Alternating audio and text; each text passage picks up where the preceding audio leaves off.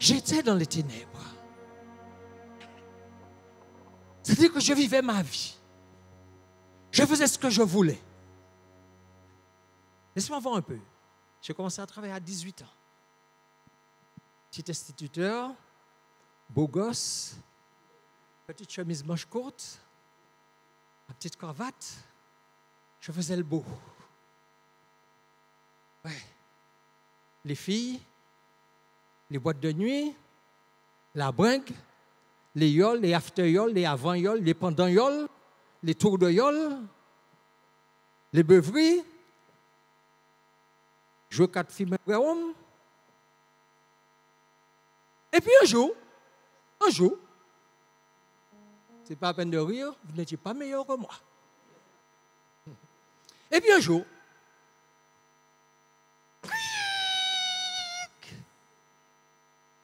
le Dieu, il me freine. Il met la main sur moi. J'ai bien mis la main sur moi parce que je ne le cherchais pas. Et je crois que vous non plus. Et puis, il m'a dit, ben voilà, c'est bon. Tu vas continuer à mettre toujours ta belle petite cravate. Tu vas venir t'asseoir sur une belle chaise. Voilà, dans un lieu climatisé. De préférence, tu vas passer au Berry en Layotte.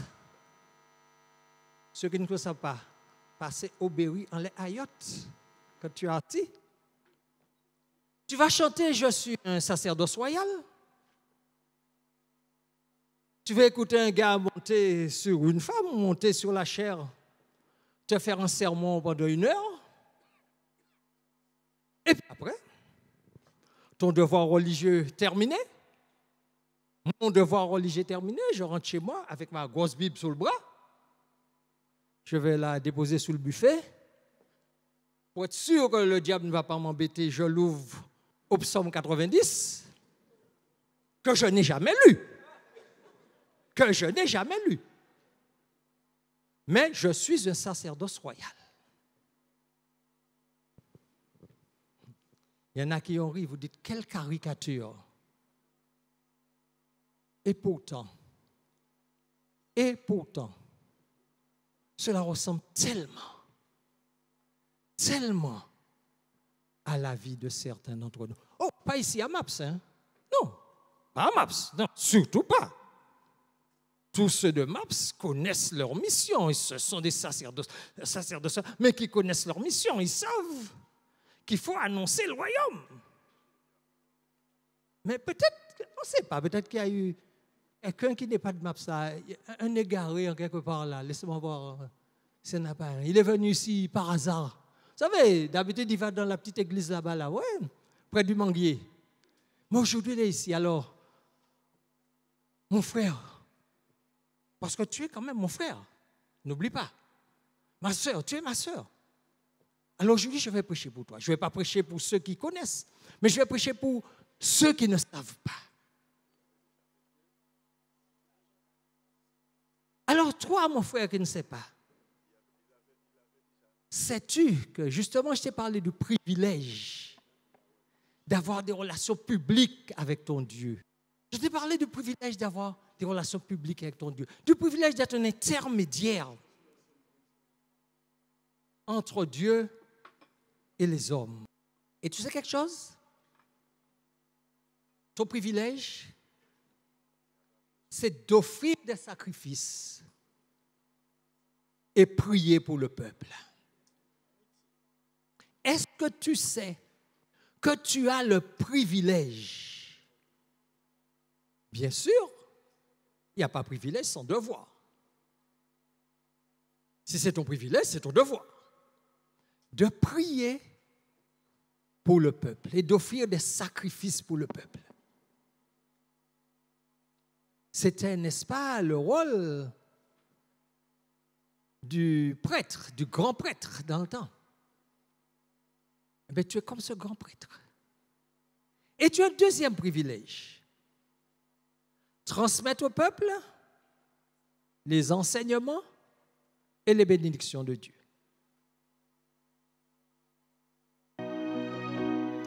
Et sais-tu qu'en qualité de sacerdoce royal, tu es la vitrine de Yeshua dans ce monde. Merci.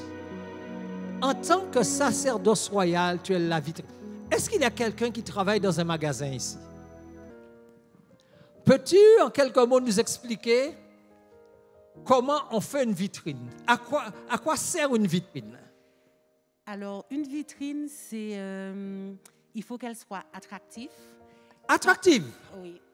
Merci. Oui. Parce que quand les clients passent devant, la première chose qu'ils vont regarder, c'est la vitrine. La première chose que le client voit, c'est la vitrine. Et en fonction de la vitrine, tout ce qu'il y a dans la vitrine vont les attirer et ils vont rentrer en boutique pour choisir les articles qui sont dans la vitrine et divers articles. Ce qu'il y a en vitrine va attirer. Attires-tu? Attires-tu? Es-tu une indication de ce qu'il y a dans la... Merci beaucoup, Valérie. Es-tu une indication de ce qu'il y a dans la maison? Est-ce que vous savez que la vitrine, c'est le principal, ce qu'il y a de plus important dans le point de vente? Si ta vitrine ne vaut rien, ce que tu as à l'intérieur ne vaut rien. Si ta vitrine est attractive, ça ne veut pas dire ce qu'il y a à l'intérieur est plus beau. Mais au moins, on va entrer voir. Et toi, tu es une vitrine. Tu es une vitrine. Tu peux aider le consommateur, le non-chrétien, celui qui ne connaît pas Dieu. Tu peux l'aider dans sa décision de se prendre pour ou contre Dieu.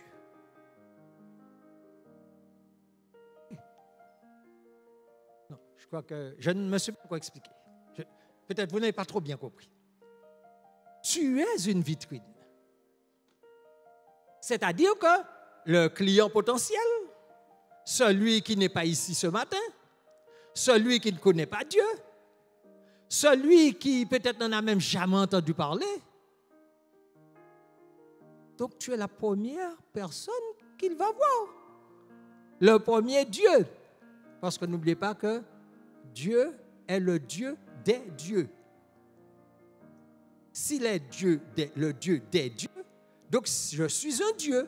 Il est mon Dieu, je suis un Dieu. Nous sommes d'accord? Non, non, vous n'êtes pas convaincus. Eh bien, ça tombe bien pour vous, je suis un Dieu. Si vous ne voulez pas l'être, ça c'est vous. Bon, voilà. Dieu aussi. Donc, voilà. La vitrine va me voir. Et le client va me voir. Parce qu'il dit, waouh, il y a quelque chose de bon là. Mais si je suis exécrable, si je ne suis pas présentable, si quand il va marcher sur le pied, je lui donne une déclinaison de sa pauvre mère qui est déjà morte, il va se dire, l'intérieur n'est pas terrible, hein? Parce que tu es son premier contact avec la religion. Tu es son premier contact avec Dieu. Surtout que on aime parler facilement de Dieu. Dieu a dit, on aime citer des versets bibliques. Mais il faut derrière. Et Christ nous a dit, vous recevrez une puissance et vous serez mes témoins. Alors on va essayer de savoir comment le témoin doit être. Parce que le témoin de Yeshua, c'est celui qui atteste que Yeshua est vivant. Et non seulement il atteste que Yeshua est vivant, mais il atteste aussi que Yeshua vit en lui. Donc s'il vit en moi, il y a peut-être un petit quelque chose de lui qui qui déteste sur moi, je ne sais pas moi. Il n'est pas entré au-dedans et puis il ne s'est pas enfermé dans une coquille en verre.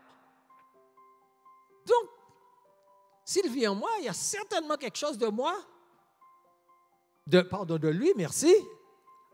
Il y a une personne qui suit, c'est bien. Il y a au moins quelque chose de lui qui va transpirer. Et en tant que vitrine, j'ai retenu au moins 4 choses que tu dois montrer, que je dois montrer, que nous devons montrer, qu'ils et elles doivent montrer. Des chrétiens. Que nous devons montrer à ceux qui ont soif. Parce que, vous savez, souvent nous jugeons les gens du dehors. Eux aussi, ils ont envie de connaître Dieu. Souvent, il y en a même qui ont soif de Dieu. Mais quand tu regardes autour d'eux, des chrétiens malheureux, des chrétiens tristes, des chrétiens qui injurient, des chrétiens qui sont tout bonnement, des chrétiens qui, ils se disent, qui bénéficie mani? Qui ça manque rien? Mais par contre, s'ils voient une belle vitrine, ils se disent, waouh! N'est-ce pas, pasteur? Quand tu as besoin d'une chemise, je ne sais pas moi, tu ne vas pas dans la mangrove chercher une chemise. Tu descends, à Fort-de-France, je ne vais pas donner de nom, et tu regardes les vitrines. Mais tant que tu n'as pas vu dans la vitrine quelque chose qui t'attire, tu n'entreras pas. Pourtant, tu cherches une chemise bleue, mais celle qui est dans la vitrine, c'est une rouge. Mais tu dis, waouh, celle-là, là, j'ai flashé dessus. Celle-là, elle m'attire. Donc, je vais entrer voir. Et tu ne vas peut-être pas acheter une comme celle que tu as vue, mais tu vas trouver matière à toi. Tu vas trouver chaussures à ton pied, comme plutôt chemise à ton corps. Donc, ce que ma vitrine doit présenter, puisque je représente Christ, le caractère de Christ, je dois d'abord montrer que ma vie est motivée par l'amour. C'est-à-dire que c'est bien que je vienne ici le dimanche vous faire un beau discours. Mais si je ne vous aime pas, rien ne passe. Si je ne vous aime pas, rien ne passe. Et c'est encore plus important pour les gens du dehors. Tu vois, toi qui es ici, tu sais que Dieu t'aime. Tu sais que tu es une créature merveilleuse. Même si je te dis je t'aime pas, on va dire, ça c'est problème ou pas, mais moi, il m'a beau dire, mais moi. Mais celui du dehors, il ne sait pas que Dieu l'aime. Et tu viens lui parler d'un Dieu qui ne l'aime pas, enfin, ou plutôt qui ne sait pas qu'il l'aime, et tu n'es pas en mesure de lui montrer que tu l'aimes. Comment veux-tu qu'il accepte ton discours? Non, mon ami. L'amour, c'est la sève de l'évangile. C'est-à-dire, c'est le sang de l'évangile. C'est ça qui coule, qui fait que l'évangile est l'évangile. Que l'évangile est l'évangile d'amour. Donc, quand nous allons vers les gens du dehors, nous devons leur présenter le visage de l'amour. Et plus ils sont descendus bas, plus ils sont dans le péché, plus nous devons leur montrer de l'amour. Vous savez, la mère de famille qui se bat avec ses 5 enfants, c'est vrai qu'elle a besoin de savoir qu'on l'aime. Mais la prostituée qui est dans la mangrove, en train de se shooter au crack, elle a encore plus besoin qu'on lui montre de l'amour. Parce que plus tu es bas, plus tu as besoin d'amour pour remonter. Donc, la première chose, je sais que vous allez me dire, mais toujours, on parle toujours d'amour, oui.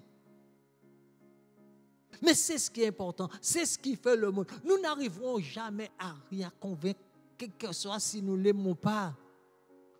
Et je vous dis tout de suite, ce n'est pas à peine d'aller dire je t'aime. On verra si tu aimes. On verra si tu aimes. Vous savez, je discutais une fois avec un ami pharmacien, non chrétien. il me parlait de quelque chose que quelqu'un lui avait fait. Et il me dit, on n'a pas besoin de dire, il chrétien. Moi, je suis sur chrétien. Et c'est exactement ça. On voit tout de suite si tu aimes ou pas. Parce que l'amour que tu dégages va toucher le cœur de l'autre. Donc si ce que tu dégages n'arrive pas à toucher son cœur, c'est qu'il n'y a pas d'amour là-dedans.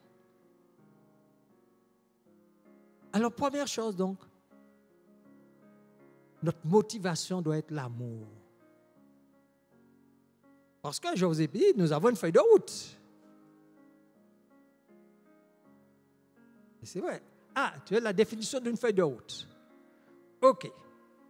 Ta feuille de route, c'est ta charge. C'est le travail. C'est ta mission. Ce que tu dois faire. Et ta mission, c'est quoi? Qu'est-ce que Dieu veut? Moi, je vais vous dire une chose. Dieu veut que tous les hommes soient sauvés. Tous, sans exception. Et vous avez trouvé ça dans Timothée. Dieu veut que tous les hommes soient sauvés. Donc, c'est-à-dire que Dieu ne nous aime pas plus qu'il aime les gens du dehors, là. Et c'est pour ça, justement, qu'il nous donne une feuille de route. C'est pour ça qu'il nous dit, va leur montrer de l'amour. Va leur montrer que je l'aime. Va lui montrer ou leur montrer que je les aime. Va avec l'amour que j'ai mis au-dedans de moi, et au-dedans de toi, et va le leur donner.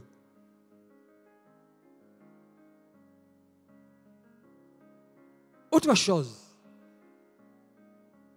Le monde du dehors doit voir que tu es soumis à la volonté de Dieu.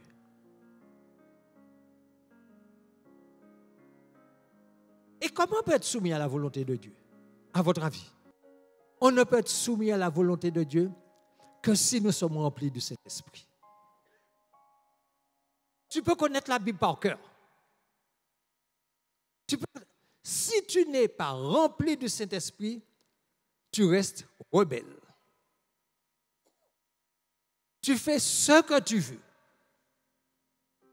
C'est le Saint-Esprit qui va nous permettre d'obéir. Donc être soumis à la volonté de Dieu, c'est d'abord être rempli de son Saint-Esprit. Donc c'est d'abord laisser le Saint-Esprit nous guider. D'abord laisser le Saint-Esprit nous piloter. Et là encore, c'est pareil. Ça se voit. L'homme du dehors, il n'a pas besoin de connaître expressément la volonté de Dieu. Il n'a pas besoin, quelle est la volonté de Dieu. Il n'a pas besoin de savoir expressément quels sont les 10 commandements. Il n'a pas besoin de savoir quels sont les 613 commandements qu'il y a dans la Torah. Il n'a pas besoin de savoir que Christ a dit, je vous donne un commandement nouveau. Pour reconnaître si tu obéis ou non à la volonté de Dieu. Vous savez, j'étais jeune chrétien. Rapidement, rempli de zèle, je vais évangéliser sur la savane. Je commence à parler à un gars de l'évangile. Ça commence à chauffer. Vous voyez la réaction du gars? Moi, je fous rien qu'à l'autre. Et pourquoi? Parce qu'il ne connaît pas l'évangile. Mais il sait qu'il est écrit dans la Bible, si on te donne une gifle sur la joue droite, tends l'autre joue. Ça, il le sait par cœur. Et l'a fait, c'était juste pour voir ma réaction. Qu'est-ce que j'allais faire? Je vous donne une autre. Pardon? Quoi? Non? Je suis resté debout et la main est descendue toute seule. Je suis resté debout, la main est descendue toute seule. Encore pendant cette évangélisation sur la savane, je commence à parler à un gars de la rue, un clochard, sale et tout. Le gars me parle, parle, je lui parle. Il me dit, ah, quoi, ben, ouais, mais moi. Je dis, oui, maman. Ah, c'est ouais, mais moi? Oui, eh bien, beau, moi. Le gars est sale, le gars est barbu, beau, moi. Qu'est-ce que tu fais? Qu'est-ce que tu fais? Ah. Non. C'est bien ce que je dis. Le dimanche, quand on a sa belle robe, quand on a sa Bible sous le bras, assis dans la salle climatisée, je l'embrasse. Mais quand on est sur la savane, je vous invite à venir sur la savane avec moi et puis on va voir quels sont ceux qui embrassent. Oui. Et comme je voulais l'attirer à Christ, je l'ai embrassé. Et quand j'ai fini de l'embrasser, il dit, eh bien, paie-moi un sandwich qu'à Élysée.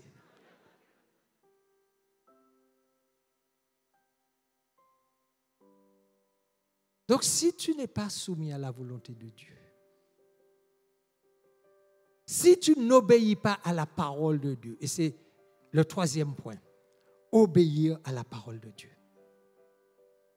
Tout ce qui est dit dans la parole de Dieu est bon pour nous. Est-ce que vous le savez? Oui, je dis encore merci à ceux qui en sont convaincus parce que tous ne sont pas convaincus. Tout ce qui est écrit dans la parole de Dieu est bon pour nous. Et lorsque nous prenons l'habitude, parce que c'est une habitude à venir, c'est sûr, ça, c'est pas comme ça, c'est pas comme un coup de baguette magique. Eh bien, quand nous prenons l'habitude d'obéir à la parole de Dieu, nous devenons meilleurs. Nous devenons meilleurs.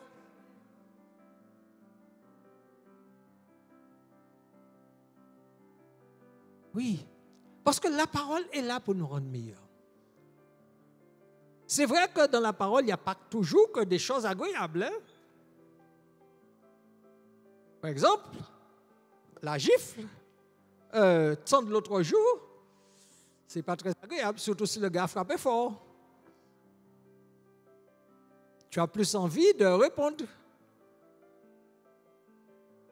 Mais c'est écrit dans la parole de Dieu et c'est bon pour nous. Il y a des gens qui disent, parlez, ouais. Et pourtant, c'est écrit dans la parole de Dieu, c'est bon pour toi. Parce qu'avec ça, Dieu est en train de former ton caractère. Ah tiens, cette semaine encore, j'ai vécu une histoire en MDP. Une sœur qui m'a dit, ouais, il y a quelqu'un qui m'a téléphoné, je n'ai pas pu répondre. La personne m'a laissé un message. Ah non, la personne ne me connaît pas. Ah non, je ne peux pas prendre la Sainte Seine tant que je n'ai pas réglé ce problème. Et j'étais obligé de lui dire, justement, si le Seigneur a permis que ça t'arrive, c'est parce qu'il voulait corriger quelque chose au-dedans de toi. Parce que comment peux-tu me dire que tu laisses quelqu'un de l'extérieur tuer ta relation avec ton Sauveur? Puisque si tu refuses de prendre la Sainte Seine, de manger le corps de Christ, ce breuvage et cette nourriture que ton Dieu t'a donnée pour ton bien, on va dire, bon, tu es là en attendant qu'il règle le problème là et puis qu'il vire. Mais sauf que c'est l'enseignante Michel. Où es-tu, Mich? Allez en bas. C'est l'enseignante Michel qui a donné cela. Le frère Paul avait l'habitude de nous dire, ben oui, une dame qui avait un cancan. Vous connaissez ça? Ben il dit, attends, je vais déposer le robe chrétien moi et je vais venir chipper d'où. Et puis, il charge complet la paix. Il fini, ouais. Bon, je vais prendre le robe chrétien moi. Eh bien, manque de peau, un chien passé, puis parti, puis robe chrétien. Et puis alors, ouais, on y a un chrétien qui s'en robe, et puis un chrétien, un chien qui a promené tout partout. Je suis un sacerdoce royal.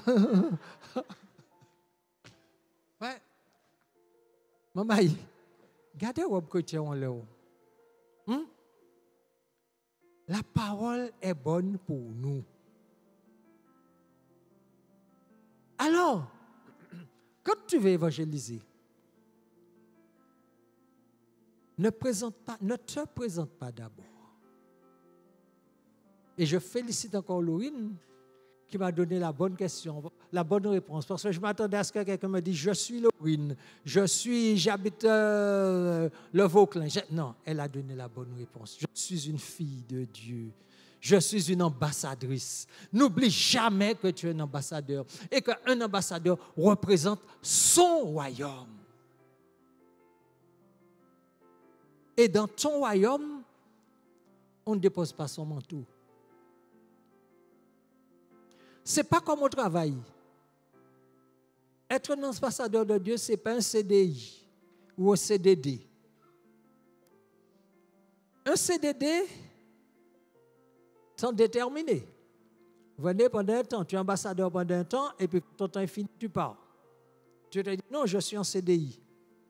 Mais ce que tu passes, c'est que même en CDI, au bout d'un moment, tu dis au patron, bon, on fait une rupture conventionnelle.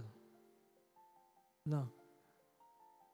Mon patron ne me signe pas de rupture conventionnelle. Si je veux partir, je pars. Je pars sans indemnité, je pars rien du tout. C'est-à-dire, moi, le quitter bon Dieu, moi, quitter ça, c'est problème, moi. Mais il n'y a pas qu'à signer rupture conventionnelle, bah, moi. Je suis engagé à vie. Un ambassadeur, c'est un ambassadeur à vie. Et puis le quatrième point, parce que, comme disent certains, le temps est contre nous. Ça avance vite. Le quatrième point, tu cherches le bien des autres et leur bénédiction. Et ça aussi, ça se voit. Tout ce que là, ça se voit. Quand tu parles à quelqu'un, il voit si tu cherches son bien. Il cherche si tu veux le bénir. Et Abraham, le père de la foi, je crois que c'est un homme que Dieu a grandement béni. De tous les points. Il a donné une postérité extraordinaire. Il lui a donné des richesses. Il a donné plein de choses. Mais la plus grande bénédiction que le Seigneur a donnée à Abraham, tu seras une bénédiction. C'est ce qu'il lui a dit. Tu seras une bénédiction. Et parce que tu es un fils, une fille d'Abraham, cette parole redescend sur toi. Tu seras une bénédiction pour tous les peuples. C'est-à-dire que tu dois utiliser tout ce que tu as. Tout ce que Dieu te donne, les biens que Dieu te donne, la voiture que Dieu te donne, les belles chaussures que Dieu te donne, les belles paroles que Dieu te donne, le temps que Dieu te donne, etc. Tu dois tout utiliser pour bénir les autres. Et parce que mon Dieu, c'est un Dieu fidèle, ce qu'il te donne ne s'épuise jamais. Parce que toi, tu enlèves là-dedans par petite cuillère, lui, il remplit à l'appel. Si tu commences à enlever à l'appel, eh bien, lui, il va remplir par camion. Mais tu auras toujours une bonne mesure. Tu vas toujours déborder. Plus tu donnes, plus le Seigneur te donne. Plus tu donnes, plus tu as. C'est une ressource inépuisable. Alors, cherche le bien des autres. Cherche leur bénédiction.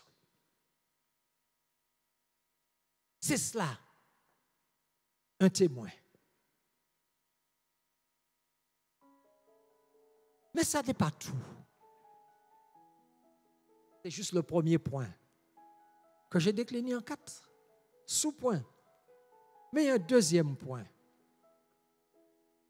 En tant que témoin, je préfère te le lire gentiment, tu as la responsabilité, virgule, par ton témoignage, virgule, d'influencer les non-croyants dans leur prise de décision en faveur d'une vie pour ou contre Dieu. Je répète ça. Tu as la responsabilité, virgule, par ton témoignage, parce que tu leur montres, parce que tu dis de toi, parce qu'ils voient de toi, d'influencer les non-croyants dans leur prise de décision en faveur d'une vie pour ou contre Dieu. C'est comme la vitrine. Parce que la vitrine est belle, elle m'a influencé dans ma décision. Je suis inscrit à acheter ma chemise, Cédric. Nous sommes toujours d'accord, on marche ensemble. Donc, résultat, par ton témoignage, par mon témoignage, par notre témoignage, nous devons influencer les autres. Nous avons influencé. C'est notre devoir en faveur d'une prise de décision pour ou contre Dieu. C'est-à-dire que, mes amis, quand nous parlons à nos chrétiens, ce n'est pas la peine de l'assommer avec la Bible. Nous, quand on a un coup de Bible en tête comme ça, Dieu a dit, Dieu a dit, Dieu a dit, tu ne feras pas, tu ne feras pas. Ou quoi oublier qu'on a fait même bail là? Arrêtons d'assommer les autres à coups de Bible. Mais parlons-leur de nous. Parlons-leur de notre témoignage. Qu'est-ce que Dieu a fait pour toi? Un témoignage, c'est ça. Voilà comment j'étais. J'étais un voyou. Voilà ce que Dieu a fait. Dieu m'a arrêté. Maintenant, voilà ce que je suis. Voilà. C'est ça un témoignage. Hein? Mais les autres ont besoin d'entendre ton témoignage. Le Dieu dont tu me parles, qu'est-ce qu'il a fait pour toi? Ou quand dis-moi qu'il a fait bas, mais qui ça il fait bas? Commencez pas à dire que ça il fait bas, pourquoi dis-moi qu'il fait bas? Nous disons que Dieu guérit. Mais si tu n'es jamais malade et que Dieu ne t'a jamais guéri, comment peux-tu aller dire à quelqu'un que Dieu guérit? Alors quand tu es malade, arrête de pleurer. Arrête de pleurer. Ok, mets-toi à genoux, dis Seigneur, amène-moi la guérison, que je puisse témoigner que tu es le Dieu qui guérit. Ou qu'a dit Dieu, c'est l'Éternel qui pourvoit. Mais si tu n'as jamais manqué d'argent, comment va-t-il pouvoir? Tu as toujours roulé sur l'eau. Tu es né avec une petite cuillère en or dans la bouche. Tu la suces tout le temps. Tu n'as jamais manqué de rien. Comment tu peux me dire que l'Éternel pourvoit alors que mes poches sont vides? Non. Mais par contre, si tu vas leur dire, voilà, j'étais dans telle situation. Le mois finissait, je n'ai pas d'argent pour donner à manger à mes enfants. C'était le 20 du mois. Et qu'en sortant dehors, alors que le samedi, j'avais passé la tondeuse. Là, c'est mon témoignage. Hein? Ce n'est pas celui de quelqu'un. Le samedi, j'avais passé la tondeuse. J'avais mes 2 enfants. J'avais passé la tondeuse. Donc, je suis sûr qu'il n'y avait rien sur la pelouse. Mais le dimanche matin, on n'a pas de sous, on n'a rien. On n'a même pas de pain à la maison. 2 enfants. On les habille, on dit on va au culte. Donc, mon épouse habille la petite. Elle devait avoir 5 ans. Puis une petite robe blanche à volant. Et nous, on va... Et dans la salle de bain, j'entends, papa, viens voir.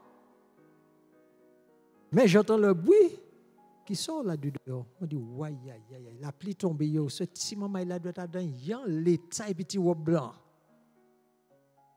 Passe une serviette autour de moi, rapidement, je cours. Papa, regarde ce que j'ai trouvé. 50 francs dans le temps. Elle dit, moi, ce n'est pas un peu de l'argent. Mais puis 50 francs, tu as monté de l'argent, moi, tu as mangé pendant 1 semaine. Quand on est ambassadrice, on sert un royaume. Notre royaume a une politique. Nous devons connaître la politique de notre royaume. Sinon, nous ne pouvons pas le servir. Et je l'ai dit tout à l'heure, Dieu veut que tous les hommes soient sauvés. Alors, nous qui sommes là aujourd'hui, arrêtons de faire des exceptions. Arrêtons de regarder et dire, bon, Cédric, il est gentil, je dis, il a une chemise blanche, il mérite sauver. Régine, ouais, monsieur, monsieur, pièce, monsieur, pas mérité sauver. Mon père, bon Dieu, pas non plus. Quand tu as voisin là, non. Alors, nous sommes plus Dieu que Dieu. Nous sommes plus sauveurs que Yeshua. Nous faisons des classifications. Nous savons qui mérite d'être sauvé, qui ne mérite pas d'être sauvé. Qui ira au ciel, qui n'ira pas au ciel. Ah, les témoins de Jéhovah, nous n'irons pas au ciel. Parce que bon, par contre, Jésus n'a pas aller au ciel. Adventiste, nous respectons le sabbat, il n'a pas mérité le ciel. Quand tu es catholique là, non, pas même parler. Non, arrêtons ça. Arrêtons. Dieu veut que tous les hommes soient sauvés. Et c'est ça la politique de Dieu et rien d'autre. Et peux-tu m'afficher le verset 1 Timothée 2, versets 3 et 4, s'il te plaît. Allez, il y a beaucoup de jeunes ici. Vous allez au bac. Vous avez travaillé. Vous avez fait tout ce qu'il fallait. Vous connaissez le programme par cœur. Et puis on vous donne un devoir de maths du niveau maîtrise. Vous n'arrivez pas à le faire. Vous attrapez une note qui avoisine le 0. Donc, vous échouez. Ce n'est pas de votre faute, mais vous êtes quand même en échec. Vous avez quand même échoué. Vous n'avez quand même pas le bac. Eh bien, Dieu, c'est pareil. Quand un homme va en enfer, pour lui, c'est un échec. L'échec ne lui est pas imputable, mais c'est quand même un échec. L'échec, c'est de la faute du gars qui n'a pas fait ce qu'il faut. C'est peut-être ma faute parce que je ne suis pas allé lui dire que Dieu l'aime. C'est peut-être ta faute parce que tu es passé à côté de lui et au lieu de dire je t'aime, tu m'as toisé. Je ne sais pas. Ce n'est pas la faute de Dieu, mais c'est quand même un échec. Parce que Dieu veut que tous les hommes soient sauvés. Cela est bon et agréable devant Dieu notre Sauveur, verset 4, qui veut que tous les hommes soient sauvés et parviennent à la connaissance de la vérité. Donc Dieu veut que les hommes soient sauvés, mais pour être sauvés, il faut qu'ils parviennent à la connaissance de la vérité. On peut faire comme, je crois que c'est, comment il s'appelle, c'est Ponce Pilate qui a dit ça. Mais quelle vérité? Quelle est la vérité? La vérité, c'est qui ça? Eh bien, je vais vous le dire, je vais le décliner rapidement. Non? Je ne vais pas prendre comme tout à l'heure. Il y a 4 points, c'est ça? Oui, mais je ne vais pas être aussi long. Premièrement, pour être sauvé, connaître la vérité, premier point, il faut qu'il sache, que tu saches, que nous sachions que tous les hommes sont pécheurs. Eh oui, mon frère, ma soeur, tu es comme moi, tu es un pécheur. Sauvé par grâce peut-être en ce moment, mais pécheur quand même. Tous les hommes sont pécheurs. Donc, comme a dit l'apôtre hier soir, Martin, qui ça m'a pas jamais été en piquant dans le monde. C'est vrai, vraiment d'accord, pas jamais été en piquant, mais on met en zépingue. Et de là, pas zépingue dans pâté fort, ou met en fourchette. Nous sommes tous pécheurs. Et il n'y a pas de péché mortel, les péchés véniels. Hein? Tous les péchés sont mortels. Tous amènent à la mort. Et parce que le péché amène à la mort, c'est son salaire. Le salaire du péché, c'est la mort. C'est-à-dire que tous ici, là, nous méritions la mort. Et pourquoi nous avons cette possibilité de sauver? Parce que Dieu, dans sa grande bonté, dans sa grande miséricorde, dans son grand amour, il a prévu une porte de salut. Il a prévu une porte de salut. Il a prévu un moyen pour nous de vivre. Et ce moyen-là, c'est Jésus-Christ de Nazareth. Yeshua HaMashiach. Et puis, bonne nouvelle, ça n'est pas payant. Ça n'est pas payant, c'est gratuit. Le salut est gratuit. Alors, maman, on nous pas radin. Nous travaillons gratuitement. On nous bat les autres là aussi. Bah, yo aussi. Puis c'est gratuit pour eux aussi. On nous bat yo. On nous pas garder tout pour nous. Troisième point. Christ est le chemin, la vérité et la vie. Parce que, nul ne vient au Père que par lui. Donc, tous les gens qui croient jouer monter au ciel sans passer par Jésus-Christ, vous avez pris la mauvaise route. Vous avez pris la mauvaise route. On ne peut pas monter au ciel sans passer par Jésus-Christ. On ne peut pas être rempli du Saint-Esprit sans passer par Jésus-Christ. Donc, ce n'est pas la peine de dire je vais ouvrir une église si tu n'es pas passé par Jésus-Christ.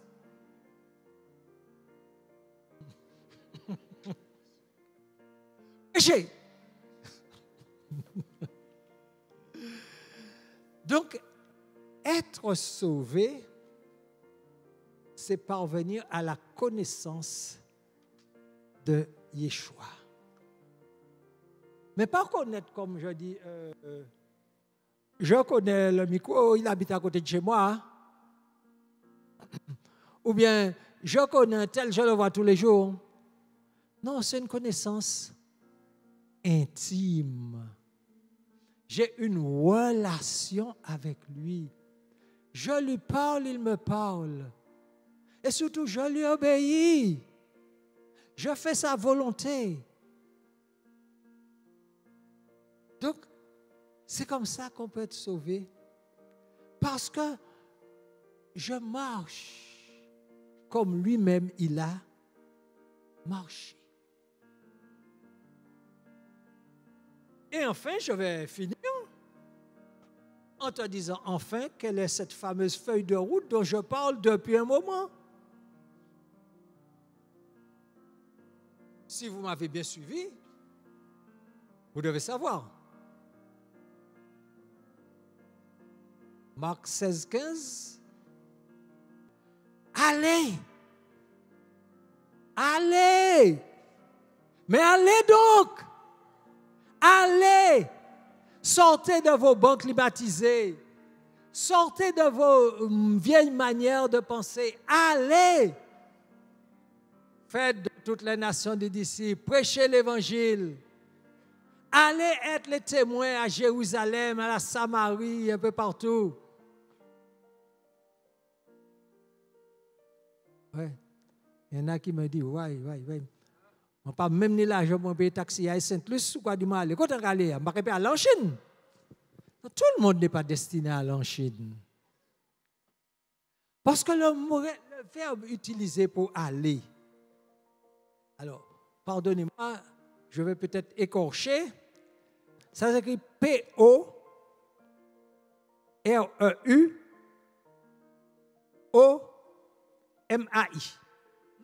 Peut-être même un I-tréma. P-O-R-E-U-O-M-A-I.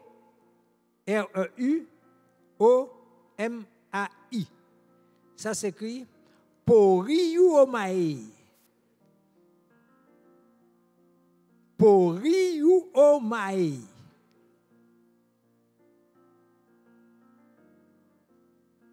Alors, en phonétique, c'est P-O-R-Y-O-U, Poriou, avec une apostrophe, et tu as O-M-A-H-E-E.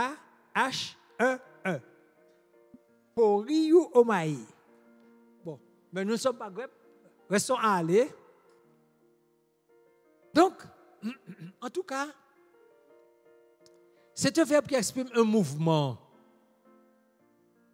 C'est-à-dire, arrête de rester sur place, arrête de rester enfermé en toi-même. Va vers les autres. Tu n'as pas besoin de prendre l'avion pour ça, pour aller vers les autres. Va vers les autres. Pour montrer à quelqu'un que tu l'aimes, tu n'as pas besoin d'utiliser une compagnie aérienne. Va. Mais en tout cas, bouge. Ne reste pas sur place. Ne reste pas ankylosé en toi. Ne reste pas centré sur tes propres problèmes, sur tes propres affaires. Va, déplace-toi.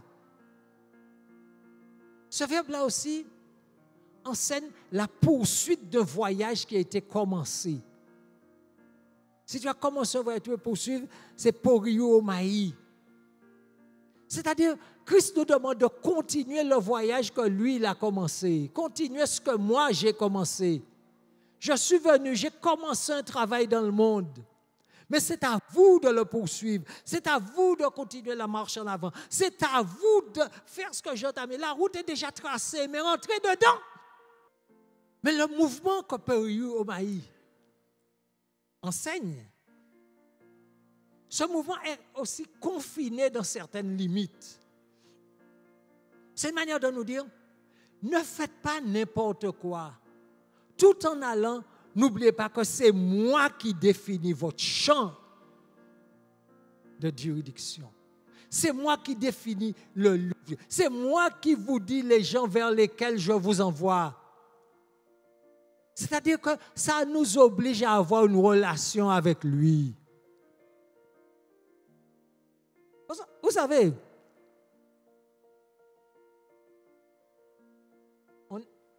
on a une expression en Martinique qui dit, quand les gens ne se comprennent pas, qui dit, broche là, mon ka couper, c'est pas l'eau qui va aller. C'est-à-dire que nous ne sommes pas tous destinés à chasser le même oiseau, à pêcher le même poisson. Le poisson que je suis destiné à pêcher, ce n'est pas toi qui dois le pêcher. Le tien, ce n'est pas moi. Donc, il faut avoir cette relation pour que le Seigneur nous envoie vers le poisson que nous pouvons pêcher. Si poisson ce n'est pas tao, Dieu sait vers qui il va envoyer vers cette personne. Donc, il te faut être là dans l'obéissance pour qu'il puisse t'envoyer. Et puis aussi, ce verbe, il donne la prééminence à la conduite et à l'action.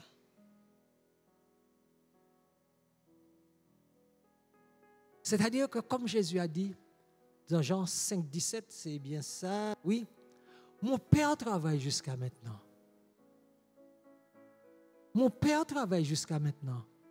Oui, mon Père, papa, tu travailles jusqu'à maintenant. Moi aussi, je dois travailler. Moi aussi, je dois travailler. Mon Père travaille. Donc, je dois travailler. Voilà ma feuille de route. Et je vais encore... Oui, allez, je reprends encore 5 minutes. Ce mot-là, poriomai, pardon, je vais finir par y arriver, il est utilisé pour la marche d'une armée. Quand il y a une armée de partir. Donc ça veut dire que il y a de la discipline. Il y a de l'obéissance. L'obéissance au supérieur, l'obéissance au général en chef, que Yeshua. Mais aussi obéissance aux généraux subalternes. Vous êtes dans une armée. Il n'y a pas que des maréchaux. Les maréchaux et puis les généraux sont au QG, ils définissent la stratégie. Mais il y a des capitaines, il y a des sergents, il y a des lieutenants, des sous-lieutenants, il y a des capots, il y a tout. Et puis il y a même le première classe qui est au-dessus du deuxième classe. Il y a une hiérarchie. Et on doit obéir à la hiérarchie. Et puis le gars peut être première classe comme toi, mais parce que le sergent a dit, c'est toi qui diriges le groupe, tu dois lui obéir. Mais on a beaucoup de frontières. Moi, je fais ça, moi, je reçois le Saint-Esprit aussi, personne n'a dit que ça moi fait. Et quand tu es frontière, souvent tu donnes une balle à ton copain dans le dos. Eh oui. Et ce qui est encore plus grave, c'est que tu peux le tuer. Parce que quand vous regardez Éphésiens, regardez l'armure du chrétien, il n'y a rien pour protéger le dos. Ça veut dire deux choses. Hein? Premièrement, c'est que tu es interdit de donner ton dos à l'ennemi parce qu'il y a quelque chose. Tu ne peux pas lui donner ton dos. Et deuxièmement, c'est ton copain qui est dans le rang derrière toi qui doit te protéger. Parce que tu ne peux pas te protéger ton dos. Donc, si tu donnes une balle dans ton... Si tu es un franc-tireur, tu donnes une balle à tes propres amis de ton propre camp, là, ça ne va plus. Donc, les francs-tireurs, s'il y en a ici, rentrez dans les rangs. Et puis, pour Ryu Omae, a un synonyme. Ce synonyme s'appelle choréo. C-H-O-R-E-O. Là, c'est plus facile. Choréo, oui. Oui, synonyme de Poriumahu. Donc, choréo.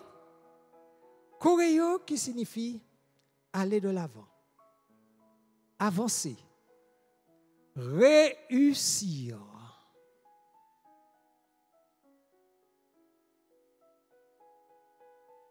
Oui, ça veut dire réussir aussi. Ça veut dire laisser un espace.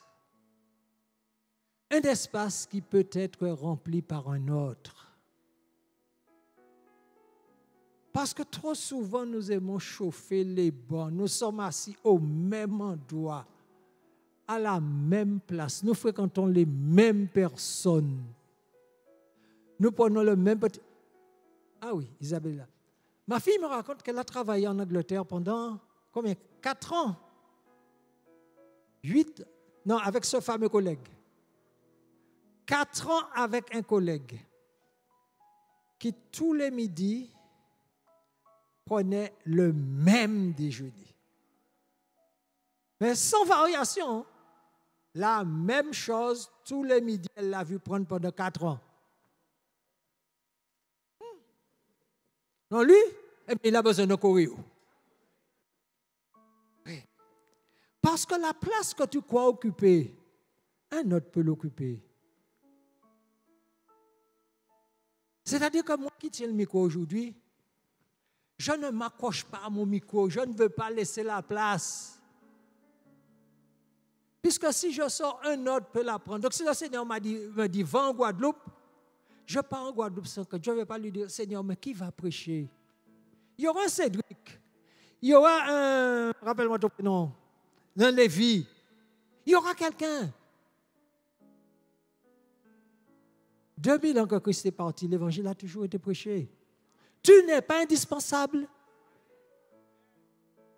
Tu n'es pas indispensable en rien. Oui, tu es utile, mais tu n'es pas indispensable. Alors fais du choréo. Ta place peut être occupée. Et même, fais une petite place à l'autre à côté de toi. Bah, il y a un petit morceau. Pas qu'on nous trop gros. Bah, il y a une petite place. Puisque si c'est blanc vert pour lui, bon pour lui. Si c'est blanc gras pour lui aussi. Alors, voisin qui a faire, si c'est blanc gras ici, pour maintenant il vient. Maintenant il vient, ni place pour lui. Et puis donc cette fois-ci, je vais finir. Je vais te dire. Je vais te dire que mon ami, le monde attend que nous nous manifestions en tant que fils de Dieu. Tous, tant que nous sommes, le monde attend cela.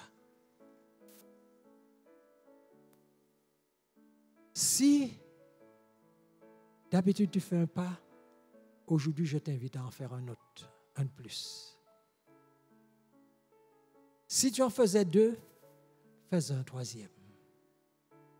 Si tu étais debout, lève-toi. Mais aujourd'hui, le Seigneur te dit, bouge. Il y a un monde à conquérir. Nous devons aller porter notre influence dans ce monde. Et je crois que c'est Paul qui nous dit dans Romains, si c'est Paul qui a écrit ce livre, comment croiront-ils s'ils n'ont pas entendu parler de Dieu? Et comment entendront-ils parler si personne ne prêche? Alors si toi, si moi, nous n'allons pas prêcher, si moi, si toi, nous n'allons pas prêcher, comment feront-ils? Comment feront-ils? Est-ce que nous avons cette force de caractère de nous présenter devant Dieu et lui dire, Seigneur, j'ai laissé la Martinique mourir. Et surtout, ne dis pas c'est le frère, hein? Non, parce que c'est toi qui seras devant Dieu. Seigneur, j'ai laissé des Martiniquais mourir, j'ai laissé des Guadeloupéens mourir, j'ai laissé des Saint-Luciens mourir parce que je n'ai pas osé être ton ambassadeur. Je n'ai pas osé aller leur dire quelle est ta politique parce que je n'ai pas osé être ta vitrine.